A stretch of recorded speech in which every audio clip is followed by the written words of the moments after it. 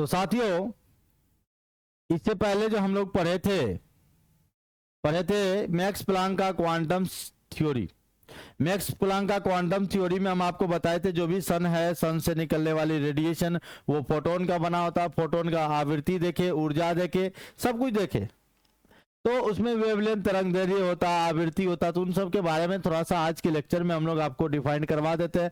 मैंने डिफिनेशन लिख लिया ताकि डिफिनेशन को लिखने में समय लगता है ना, तो मैंने सिर्फ परिभाषा लिखा है और बाद बाकी जो समझाने वाला टर्म है उसको हम समझाएंगे लिख कर। तो आप सभी लोगों का स्वागत है आपके अपने चैनल, प्यारा सा चैनल केमिस्ट्री पॉइंट पूर्णिया में। साथियों, आज की क्लास में हम आपको बताने वाले हैं तरंग दैर्ध्य यानी वेवलेंथ। ध्यान दीजिएगा, तरंग दैर्ध्य को इंग्लिश में कहते हैं वेवलेंथ। ये क्या होता है आप सबसे पहले जानो। तरंग जब भी चलता है वो सीधी रेखा में नहीं चलता, इस तरह से तरंग चलता है। तरंग का चलने का ये स्टाइल है, ये तरंग ऐसे चलता, कैसे चलता है, इस तरह का तरंग चलता। तो कहता है यह तरंग के दो सन्निकट, जैसे ये यहां से यहां तक की जो दूरी होती है इसी को हम लोग वेवलेंथ यानी लैम्डा कहते हैं, तरंग दैर्ध्य कहते हैं, समझ रहे। या यहां से यहां तक की दूरी जो होती है वही लैम्डा होता है। यानी जब तरंग चलता है तो वह सीधी रेखा में नहीं चलता है, तो ये कहता है दो सन्निकट जो है, इसका जो दो सन्निकट समान बिंदुएं हैं उसके बीच की दूरी को ही हम लोग तरंग दैर्ध्य कहते हैं। परिभाषा को समझिए, यह तरंग के दो सन्निकट यानी जो निकट था, सन्निकट समान बिंदुओं के मध्य की सीधी दूरियां होती है, जो अभी अभी हम लोगों ने इस तरह से ग्राफ को बनाया था और यहां से यहां तक की दूरी को हम लोग क्या बोल दिए थे, लैम्डा बोल दिए थे, क्योंकि इसका जो संकेत है यानी लैम्डा से सूचित किया जाता है। कोई पूछेगा कि ये जो है लैम्डा क्या है, ये संकेत है, इसको पढ़ते हैं हम लोग लैम्डा से। और याद रखिएगा ये जो लैम्डा है सर जी, क्योंकि ये दूरी है तो इसकी इकाई सेंटीमीटर में हो सकता है, मीटर में हो सकता है, हाँ माइक्रोमीटर में हो सकता है, नैनोमीटर में, अभी हम बताए थे कुछ देर पहले दूसरे लेक्चर में, नैनोमीटर में हो सकता है, एंगस्ट्रम में हो सकता है, पिकोमीटर में हो सकता है, फर्मीमीटर में हो सकता है। तो ये सब आप वहां पे कर सकते हो, ठीक। ये तरंग दैर्ध्य है, लैम्डा है, इस सीधा सा आपको ये याद रखना है। फिर फॉर्मूला पर भी हम लोग आने वाले हैं, फॉर्मूला पर भी आएंगे।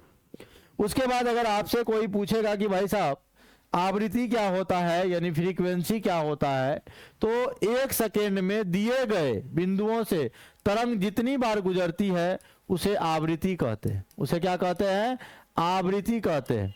यानी एक सेकेंड में जैसे मान लो ये बिंदु है और इस बिंदु से एक सेकेंड में, कितना सेकेंड में, एक सेकेंड में जितनी बार जो है गुजरेगी तरंग उसकी संख्या को ही हम लोग क्या कहेंगे, आवृत्ति कहते हैं। और आवृत्ति को हम लोग न्यू से लिखते हैं, इसको पढ़ते हैं न्यू। और इस आवृत्ति की इकाई जो होती है एक सेकेंड में, यानी आप याद रखिएगा प्रति सेकेंड बोलते हैं, या इसी को एच जेड को हम लोग हर्ट्ज बोलते हैं, ठीक है, कोई दिक्कत नहीं है। अगला देखिए क्या है, वेलोसिटी यानी वेग है। वेग क्या है, तो कहता है तरंग द्वारा एक सेकेंड में तय किया गया दूरी, जो भी तरंग है उसको एक सेकेंड में जितना दूरी तय करना है इसी को हम लोग वेग कहते हैं, वेलोसिटी कहते हैं। और ये एक प्रकार का प्रकाश की, याद रखिएगा लाइट है, तरंग क्या एक प्रकार का प्रकाश है, और इसीलिए हम लोग इसको सी से लिखते हैं। सी बराबर होता है 3 × 10⁻8 मीटर पर सेकंड, यही प्रकाश की चाल होती है, ठीक है। उसके बाद एक होता है आपका तरंग संख्या। तरंग संख्या क्या होता है इसको भी समझ ही लेते हैं कि प्रति सेंटीमीटर मार्ग पर, मान लो कोई एक सेंटीमीटर है, ठीक है, आप कहता है प्रति सेंटीमीटर मार्ग पर तरंग दैर्ध्य दूरियां, जो भी इसमें तरंग दैर्ध्य की दूरियां होगी उसकी जो संख्या होगी वही तरंग संख्या कहलाता है। यानी तरंग की संख्या एक सेंटीमीटर यानी प्रति सेंटीमीटर जो डिस्टेंस है उसमें जो तरंग का नंबर होगा उसी को हम लोग तरंग संख्या कहते हैं। ये आप 4 डिफिनेशन समझ गए। तो भैया आप याद रखिएगा कि ये जो न्यू बराबर होता है, न्यू बराबर हो जाएगा c/λ। एक फॉर्मूला यहां से आपको याद रहेगा। अगर इसी को हम लोग c बराबर निकालना चाहते हैं तो c बराबर हो जाएगा न्यू × λ। या इनमें से अगर लैम्डा बराबर निकालना चाहते हैं तो लैम्डा बराबर हो जाएगा, इसको यहां कर दो तो c/, हो जाएगा न्यू। c/ क्या हो जाएगा, न्यू। और एक बात याद रखिएगा, भी बार, ये जो तरंग संख्या है इसको हम लोग भी बार से लिखते हैं। भी बार बराबर होता है 1/λ। भी बार बराबर होगा 1/λ, या हम लोग कहेंगे 1/टाइम पीरियड। 1/λ या 1/टाइम पीरियड, ये हो जाता है आपका भी बार बराबर। भी बार बराबर 1/λ या 1/t। भी बार बराबर 1/λ या 1/t। भी बार बराबर 1/λ या 1/t। क्लियर है? तो ये वेग भी हम लोग देख लिए। अब आगे बढ़ते हैं आज की क्लास की जो सबसे मेन टॉपिक है, वो है विद्युत चुंबकीय स्पेक्ट्रम।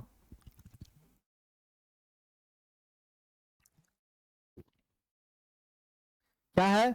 विद्युत चुंबकीय स्पेक्ट्रम। हेडिंग बना लीजिए आप लोग भी, विद्युत चुंबकीय। वो कहता चुंबकीय, अरे भैया संधि विच्छेद नहीं करो, नहीं तो गड़बड़ हो जाएगा। चुंबकीय, चुम माना चुम के बकिए। हाँ देख रहे हैं, ऐसा नहीं है। विद्युत चुंबकीय स्पेक्ट्रम बहुत छोटा सा टर्म है, इसको समझ लेते हैं।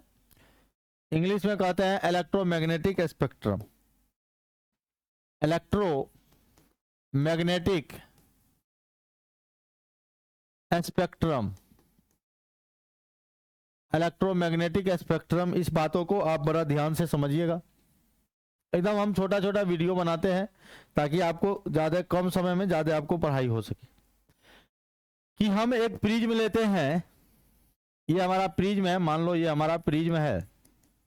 जब एक प्रिज्म से सनलाइट को गुजारते हैं, सूर्य का प्रकाश, सनलाइट को हम लोग प्रकाश को इधर गुजारते हैं, तो गुजरने के बाद ये 7 विभिन्न अवयवी रंगों में विभक्त हो जाता है। 7 कितना हुआ रे? 1 2 कितना हुआ भाई? 1 2 3 4 5 6, एक और 7। वो कौन कौन है? तो एक है VIBGYOR। ये जो आपका VIBGYOR, ये रंगों का जो मेल हुआ, इन्हीं को हम लोग बोलते हैं वर्णपट, या इसी को हम लोग कहेंगे स्पेक्ट्रम। स्पेक्ट्रम यानी हम इसको कहेंगे कि जब श्वेत प्रकाश को एक प्रिज्म से होकर गुजारा जाता है तो वो 7 अलग अलग प्रकार के रंगों में विभक्त हो जाती है, और इसी घटना को हम लोग प्रकाश का वर्ण विक्षेपण भी कहते हैं। और जो बनता है तो वो स्पेक्ट्रम का निर्माण होता है। और यहां पर हम आपको बता दूं, VIBGYOR का मतलब क्या होता है? V से होता है वायलेट, I से होता है इंडिगो, B से होता है ब्लू, G से होता है ग्रीन, Y से होता है येलो, O से होता है ऑरेंज, R से होता है रेड। याद रखना, बैगनी, हिंदी में भी लिख दे रहा हूं, बैगनी, आसमानी, नीला, ग्रीन मतलब होता है हरा, येलो मतलब होता है पीला, ऑरेंज मतलब होता है क्या बताइए? नारंगी, और रेड मतलब होता है लाल। यानी जब एक सूर्य के प्रकाश को एक प्रिज्म से होकर गुजारा जाता है तो वो 7 प्रकार के अवयवी रंगों में विभक्त हो जाती है। इन्हीं को हम लोग स्पेक्ट्रम कहते हैं। अब ये स्पेक्ट्रम क्या होता है कि जब, ध्यान दीजिएगा, क्योंकि इन सभी रंगों का अलग अलग, ध्यान दीजिएगा, अलग अलग तरंगदैर्घ्य होता है। यानी तरंगदैर्घ्य आपका क्या हो जाएगा? इसका अलग अलग होता है। इसकी आवृत्ति जो है यानी फ्रीक्वेंसी जो होती है वो भी अलग अलग होता है, याद रखिएगा, अलग अलग होता है। अब इन्हीं आवृत्तियों के आधार पर ध्यान दीजिएगा, ये जो आपका 7 प्रकार का वर्णपट बना, 7 प्रकार का रंग है, 7 प्रकार का जो कलर है, इनके आवृत्तियों के बढ़ते या घटते क्रम में, तो मान लो बढ़ते क्रम में, तो इन आवृत्तियों के बढ़ते क्रम में जो हम लोग सजाते हैं विकिरण को, उसी को कहा जाता है विद्युत चुंबकीय स्पेक्ट्रम। क्या कहा जाता है? विद्युत चुंबकीय स्पेक्ट्रम। क्लियर है? याद रखिएगा विभिन्न रंगों की भिन्न भिन्न आवृत्तियां होती है और इन आवृत्तियों को एक क्या बोलेंगे, एक निश्चित क्रम में या एक बढ़ते क्रम में या एक घटते क्रम में सजाने का जो प्रोसेस होता है उसी को विद्युत चुंबकीय स्पेक्ट्रम कहते हैं और इसी थ्योरी को कहते हैं black body radiation. Black body radiation इसी को कहते हैं। अब याद देखो भैया रियल में क्या होता है, रियल फैक्ट को आप जानिए। रियल फैक्ट ये होता है कि जो आपका सन है, सन को पहले समझते हैं कि आखिर ये सन कैसे बना होगा। आपको पता है कि जो पदार्थ होता है यानी मैटर होता है, पदार्थ को हम लोग इंग्लिश में कहते हैं मैटर। ये मैटरवा जो है 3 प्रकार के होते हैं रियल में, लेकिन इसकी अवस्था कितनी होती है, टोटल 5 प्रकार की होती है। कितने प्रकार की होती है, 5 प्रकार की होती है पदार्थ। तो पदार्थ की कितनी अवस्थाएं होती है, तो आप कहिएगा 6 प्रकार की होती है। 6 प्रकार, 5 प्रकार, हम भी को भी कंफ्यूज है। अगर आप देखिए ध्यान से, ठोस होता है एक आपका द्रव होता है और एक आपका क्या होता है, गैस होता है। फिर से समझ लो कि पदार्थ की टोटल जो है 5 अवस्थाएं होती है, लेकिन अस्थाई में आपका 3 ही होता है, ठोस, द्रव और गैस। ठोस, द्रव, गैस। और एक होता है प्लाज्मा और बोस आइंस्टीन संघनन। प्लाज्मा और बोस आइंस्टीन संघनन जो होता है ये आपकी चौथी और 5वीं अवस्था है। आइए कैसे बनता है, तब हम सूर्य पर आपको लेकर आएंगे। ये जो आपका ठोस है, ठोस को गर्म करो द्रव बन जाएगा, द्रव को गर्म करोगे गैस बन जाएगा, और गैस को गर्म कीजिए तो प्लाज्मा बन जाएगा। प्लाज्मा, गैस को गर्म कीजिएगा पूरा एकदम टेम्परेचर पे जाएगा तो वो बन जाएगा प्लाज्मा। उसके बाद देखो भैया, प्लाज्मा को ठंडा कीजिए गैस बनेगा, ठंडा कीजिए द्रव बनेगा, ठंडा कीजिए ठोस बनेगा, इसको और ठंडा कर दीजिए, मतलब उससे और ठंडा नहीं हो सकता है। तो कहिएगा अरे भैया यही तो आपका है Bose Einstein Einstein condensation, Bose Einstein condensation, ये 5वीं अवस्थाएं होती है। समझ में आई बात। तो ये पदार्थ का जो है, और ये जो प्लाज्मा है, ये हमारा जो सन है, हमारा जो सूर्य है भैया, ये आपकी प्लाज्मा अवस्था में होती है। याद रखिएगा, सूर्य यानी सन जो है प्लाज्मा अवस्था में होती है, प्लाज्मा। और यहाँ का टेम्परेचर जानते हो कितना होता है, बहुत ज्यादा है, 60,000 डिग्री सेल्सियस, बहुत ज्यादा हो गया। तो प्लाज्मा स्टेट में होता है। तो पदार्थ की 5 अवस्था होती है, लेकिन रियल में 1 और ये 2 और ये 3, ये तीनों अस्थाई होता है। ठोस, द्रव क्या होता है इनके बारे में अभी हमको जानना नहीं था, हमको सन के बारे में जानना था। जो हमारा सन है, सन है, सन है, सन माने बेटा ना समझिए, सन माने सूरज। ये जो हमारा सन है, सन से रेडिएशन निकलता है, सबको पता है। सन से कुल 8 प्रकार के विकिरण निकलती है। कितना प्रकार के, 8 प्रकार का, 8 प्रकार का। वो कौन कौन है, उन सब का हम नाम लिखना चाहते हैं।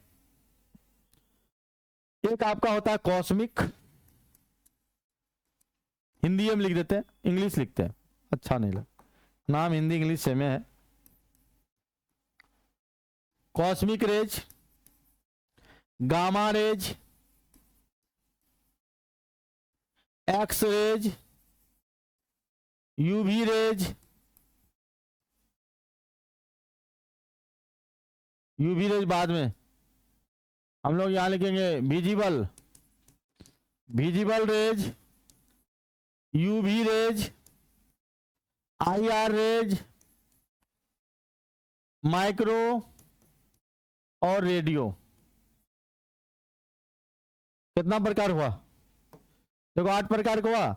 यानी जो भी सन है, सन से टोटल 8 प्रकार का ये रेज जो है निकलता है भैया। Cosmic, gamma, cosmic, gamma, X rays, देखो नाम लिख दिए, cosmic, gamma, X rays, visible rays, ultraviolet rays, IR और माइक्रो और रेडियो। 8 हुआ ना। सबका अब हम हिंदी नाम भी लिख देते हैं, हिंदी नाम लिख दें। कॉस्मिक को कॉस्मिक, कॉस्मिक को कॉस्मिक बोलते हैं, इसको बोलते हैं गामा, इसको तो आप जानिए रहे एक्स बोलते हैं।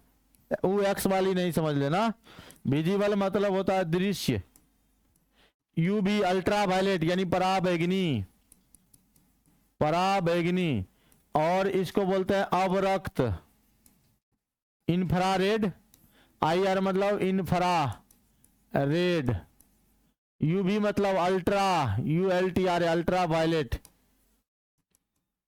ठीक है। और कोई छूटा क्या? माइक्रो हो गया, माइक्रो हो गया, और ये हो गया रेडियो, याद रखना। तो 8 प्रकार का विकिरण है जो सन से निकलता है। अब इनका जो है अलग अलग फ्रीक्वेंसी होता है, अलग अलग वेवलेंथ होता है। तो इन सभी चीजों को अब हम लोग अलग अलग तरीके से इसको सजाएंगे कि कौन सा इधर से इधर जाइएगा, इधर से इधर जाइएगा तो ये जो न्यू है आवृत्ति है, ये आवृत्ति बढ़ेगा, आवृत्ति बढ़ेगा नहीं घटेगा, घटेगा घटेगा। इधर से इधर जाता है तो लिखते हैं ऊर्जा, पहले ऊर्जा लिखते हैं। ई जो है घटता है, डिक्रीज करता, क्योंकि हम लोग जानते हैं ई बराबर होता है एच न्यू। एक और फॉर्मूला जानते हैं, ई बराबर होता है एच सी बाय लेमडा। तो यहां पर देखो ऊर्जा बढ़ेगा तो न्यू यानी आवृत्ति भी बढ़ेगा, तो हम लोग लिखेंगे इधर से इधर जाएंगे तो न्यू का मान भी घटता है, आवृत्ति भी घटता है, याद रखना इस बात को। लेकिन लेमडा जो है यानी लेमडा जो है बढ़ता है। 3 बात यहां से क्वेश्चन पूछेगा, ये जो 8 प्रकार का जो रेज है, इन 8 प्रकार के रेज में पूछेगा सबसे ज्यादा ऊर्जा किसका होता है, तो सबसे ज्यादा ऊर्जा होता है कॉस्मिक का। सबसे ज्यादा किसका होता है? कॉस्मिक का।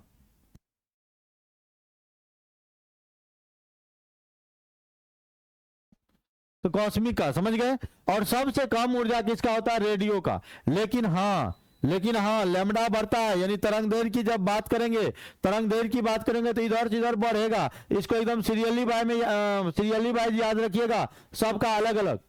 और एक बात जानिए, ये जो विजिबल रेज है, हम वो यही बात बोल रहे थे कि ये जो सन है, सन से जो 8 प्रकार का विकिरण निकलता है, तो हमारा एगो ओजोन लेयर होता है, ओजोन लेयर होता है, हम लोग का अम्ब्रेला होता है, जो धरती पर मनुष्य रहता है सबका अम्ब्रेला होता है। अरे भैया तनी ध्यान से इस बात को समझ लीजिए।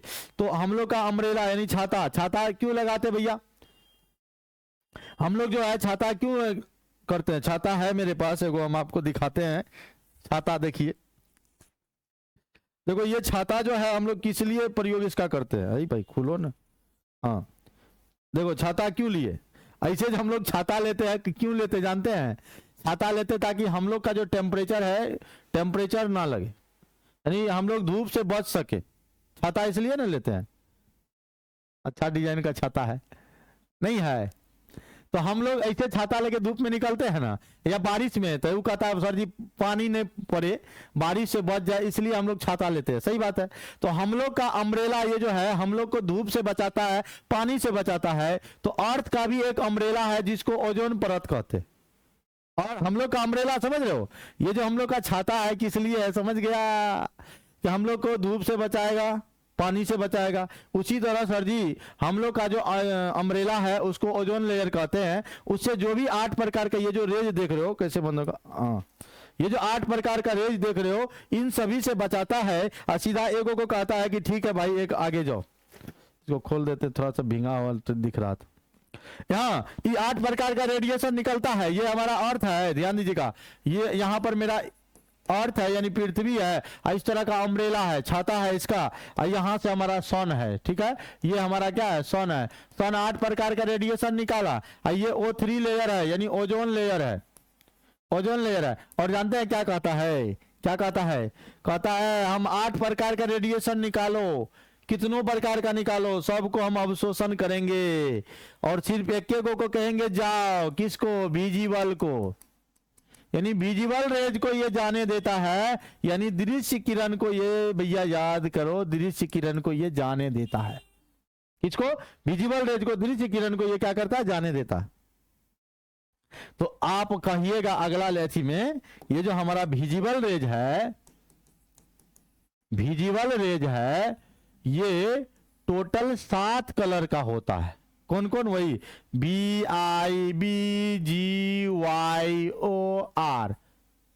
हाँ हाँ, ये 7 रंगों का होता है। सबका फुल फॉर्म हम पहले भी लिखा चुके हैं। इधर से इधर लेमडा जो है बढ़ेगा, लेमडा यानी बढ़ता है, बढ़ो तो बढ़ता है। इधर से इधर ऊर्जा जो है ई जो है घटता है, इधर जो है न्यू जो है घटता है।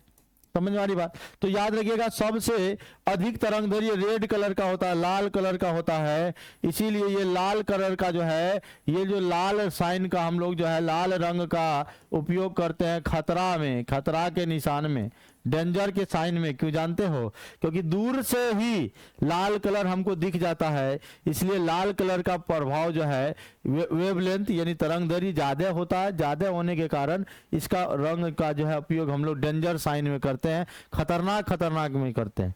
इसलिए ट्रेन को जब रोकना हो तो हम लोग लाल कपड़ा ऐसे ऐसे करेंगे, लाल झंडा दिखाएंगे, और ना कि एकदम करिया झंडा या बैगनी वाला दिखाइएगा, नहीं तो गड़बड़ होगा।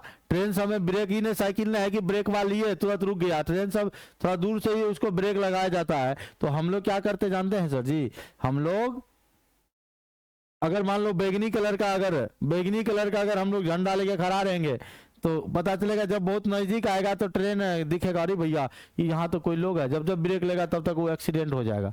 इसीलिए लाल डेंजर साइन जहां भी देखते होंगे लाल कलर का हम लोग इस्तेमाल इसलिए करते हैं, प्रयोग इसलिए करते हैं क्योंकि इसका तरंगदैर्घ्य सबसे ज्यादा होता है। तो यही था आपका इलेक्ट्रोमैग्नेटिक रेडिएशन। समझ में आ गया होगा इलेक्ट्रोमैग्नेटिक रेडिएशन। अगर एक बात कहिएगा तो हम आपको एक चीज हम लिखाते हैं, देखिएगा हम आपके बुक्स के मदद से लिखाते हैं। इधर लिख रहे हैं हम नाम, इसको भी आप लोग लिख लीजिएगा। इधर लिख रहे हैं आवृत्ति, इधर लिख रहे हैं तरंगदैर्घ्य, और यहां लिख रहे हैं क्या? उपयोग, यानी किसका किस में उपयोग करते हैं। पहले गामा लिख लीजिए, ये ऑब्जेक्टिव में पूछता है। गामा 1 2 7 को 3 4 5 6 और ये 7। पहला लिखेंगे गामा रेज, दूसरा लिखेंगे एक्स रेज, तीसरा लिख लेंगे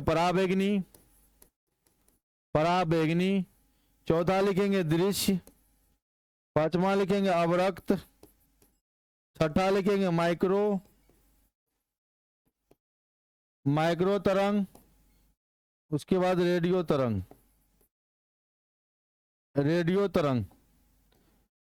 आवृत्ति की अगर हम लोग बात करें, ध्यान दीजिए, 10 के पावर 20 से 10 के पावर 21 तक होता है। यहां पर इसका आवृत्ति होता है 10 के पावर 17 से 10 के पावर 19। इसका आवृत्ति होता है 10 के पावर 15 से 10 के पावर 16। इसका आवृत्ति होता है 10 के पावर 13 से 10 के पावर 14। इसका आवृत्ति होता है 10 के पावर 12 से 10 के पावर 13। इसका होता है 10 के पावर 9 से 10 के पावर 11, और इसका होता है 10 के पावर 5 से 10 का पावर 8। ये सर हम तरह आवृत्ति लिख रहे हैं, इतना और इतना के बीच में रेंज में होता है। ठीक है, ये कभी कभी पूछ लिया जाता है। उसके बाद जब हम लोग यहाँ पर बात करें तरंगदैर्घ्य का, तो इसके लिए 10 का पावर -12 मीटर होता है, इसके लिए 10 का पावर -10 मीटर होता है, इसके लिए 10 का पावर -7 मीटर होता है, 10 का पावर -6 मीटर होता है, इसके लिए 10 के पावर -4 मीटर होता है, 10 का पावर -2 मीटर होता है, और ये 10 का पावर 2 मीटर होता है। उपयोग में याद रखिएगा सबका अलग अलग उपयोग है। गामा का कैंसर निदान में, कैंसर रोग जो होता है, कैंसर निदान में हम लोग गामा किरण का प्रयोग करते हैं। ये जो एक्स होता है इसको हम लोग मेडिकल में, एक्सरे नहीं करते हैं,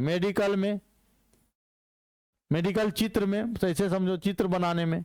उसके बाद जो है पराबैंगनी का हम लोग काम करते हैं कोई भी पदार्थ का निरीक्षण में, तो पदार्थ निरीक्षण। उसके बाद हम लोग काम करते हैं किसका? दृश्य का, तो जर्मनासी लैंप। उसके बाद ये जो हम लोग अवरक्त का बात करते हैं चमक लाने में। उसके बाद जो है माइक्रो तरंग जो है पकाने में। उसके बाद ये जो रेडियो है संकेत प्रसारण। तो ये आपको यहाँ से इसको भी आप स्क्रीनशॉट लेना चाहेंगे ले लीजिए। हालांकि इसका पीडीएफ आपको जो है मिल जाएगा, टेलीग्राम ग्रुप होता है केमिस्ट्री पॉइंट पूर्णिया चैनल का टेलीग्राम ग्रुप है, वहां पर आपको ये देखने को मिल जाएगा। ठीक है, तो ये आपके यहाँ ये भी खत्म हो गए। अगला लेक्चर में हम आपको जो नील्स बोर के महत्वपूर्ण कथन है उनको लेकर आएंगे। तो आज के लिए इतना ही। जय हिंद, बाय बाय।